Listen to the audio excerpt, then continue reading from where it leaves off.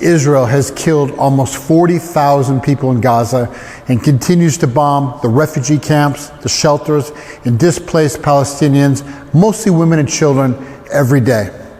I saw a very sad video from Gaza yesterday. A child, maybe 8 or 9 years old, was begging a UN aid worker while in tears, "Please help us. Please tell the world what is happening here. We are dying. We have no place to escape to." This little girl was certain that the world didn't know what was happening in Gaza. She was certain that if the world did know that Palestinians were being exterminated in this brutal genocide, the world would come to the rescue. What could the UN worker say? He was silent. Yes, the world does indeed know the Palestinian atrocities and the suffering of the people, but somehow they are unable or unwilling to stop Israel from continuing its daily brutality. Across the globe, millions and millions of people have taken to the streets in support of the Palestinian people, including several 100,000 in Israel itself. Money has been donated, humanitarian aid has been sent. The UN has passed several resolutions demanding Israel stop this military campaign. Israel has been charged with crimes against humanity, including genocide. So why is the aid not reaching the Palestinians? Why is Israel continuing in its assault on Gaza despite the resolution? Why is the world seemingly helpless to stop a pariah state that ignores international law and human rights guaranteed by the Geneva Convention? The answer is simple. Israel lobbies and special interest groups control the United States government with money. If you want to be a U.S. senator or congressman, you'd better support Israel. Because not only do these groups contribute money and resources for elected officials, they can sabotage campaigns as well, with negative advertising, sanctioning contributors, and helping opponents. As I speak, Benjamin Netanyahu is in Washington as a special guest to speak to both houses in Congress. This unique honor is bestowed upon a man who is currently has an arrest warrant issued by the International Criminal Court for crimes against humanity, including genocide. Israel enjoys the unconditional economic and military support of the world's lone superpower. Asking the United States to continue this support, Israel can act with absolute impunity. People often ask me, "Jeff, what's the biggest difference between the governments of Russia and the governments of America? You lived in both countries. What do you feel the biggest difference is?" Well, both countries have elections to decide the leaders in the government, but this is where the similarity ends. In Russia, government officials work for the people who elected them. Some are better than others. If a Duma member fulfills his or her promises and represents what a majority of the people want, they are likely to be reelected. If not, they're not. In America, elected representatives work for corporations and special interest groups. Keeping these sponsors happy is the key to retaining your seat in the government. Often these special interest lobbies actually write the laws that the Congress and Senate then approve.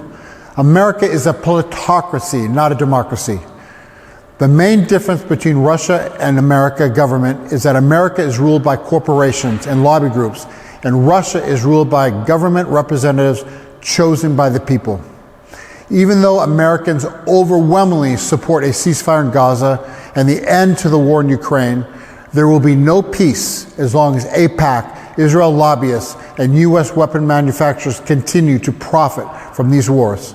America points the finger at Russia for its involvement in Ukraine while whitewashing its involvement in support of ethnic cleansing of the Palestinians. Most people are seeing the American hypocrisy as Biden and Secretary of State Anthony Blinken literally cried during press conference when talking about civilians dying in Ukraine. And when asked about innocent Palestinians being killed in Gaza, they shrug their shoulders and they say, unfortunately, civilian casualties are a part of the conflict. While it is good that people are finally realizing the hypocrisy of the United States, there is no comparing the Russian conflict in Ukraine with Israel's war in Gaza. First, let's discuss the details of Russia's war in Ukraine. In 2014, America helped perpetrate an illegal coup in Ukraine. The CIA planned and carried out this coup d'etat that removed the democratically elected Viktor Yanukovych. A West-supporting stooge was installed and then replaced by Vladimir Zelensky, the current Ukrainian president. The easternmost Ukrainian republics, Lugansk and Donetsk, composed mostly of ethnic Russians who did not want to be part of the US or European Union supporting Kiev or Zelensky, who imprisoned journalists critical of his new government, disbanded oppositional political parties, and made the Russian language illegal to speak. He even outlawed the Ukraine Orthodox Church. This is one commonality between Ukraine war and the Israel genocide of the Palestinians. The US is funding fascists in both cases. Hoping Ukraine and Lugansk and Donetsk held referendums, citing the provisions allowed in the Ukrainian constitution, overwhelmingly voted to become separate states. The reward for using the democratic process and not violence was to be attacked by the Ukrainian armed forces in a brutal ethnic cleansing campaign the very next day. This bombardment of the Donbass people has continued for 10 years, but the Western media does not talk about this. I have been to Donbass 13 times since 2016, and every time I'm there, the people have pleaded with me, please tell our story to the world so they know the truth. Only 2 years ago, after 8 years of bombing every single day by the Ukrainian military, did Russia finally intervene and start protecting the people of Lugansk and Donetsk with a special military operation. But the West narrative is that Russia invaded Ukraine unprovoked because Russia wants to remake the USSR. I'll tell you who I trust.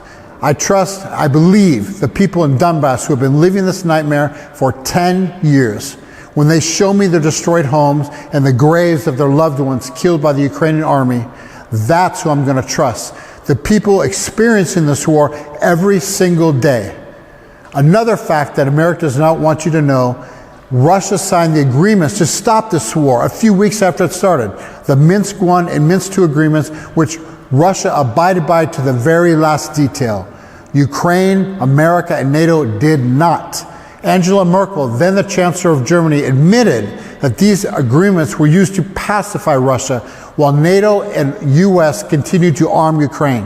When Zelensky came to an agreement with Vladimir Putin to stop hostilities, Boris Johnson, then the Prime Minister of England, flew to Zelensky and told him he would not sign any more agreements with Russia to end the war. So why doesn't America want to end this war? Simple. To weaken Russia, enrich U.S. weapons manufacturers, and sell Ukraine to U.S. businesses for reconstruction. And all it costs is the lives of Russian and Ukrainians. Very little. So this is what is happening in Ukraine currently. And what about Israel and the Palestinians? The entire world is witnessing a modern-day genocide take place in front of our very eyes. But what Israel is doing, there is no comparison to any other country. Illegal occupation and apartheid for 76 years. Over 60 UN resolutions broken. Night raids, indiscriminate killings, jailing of children without being charged, targeting and killing journalists, and now the invasion and genocide in Gaza, which has killed 40,000 Palestinians, 70% women and children. So if you want to compare these two conflicts, it is Ukraine targeting and killing civilians, disregarding constitutional law, and occupying a resistant people in Donetsk. While Israel, who has a big lead start, 76 years of occupation, they're also disregarding international law, killing civilians, and occupying people resisting the oppression. But the similarities between these two fascist states is more than obvious. And the United States supports and funds them both. That's the comparison.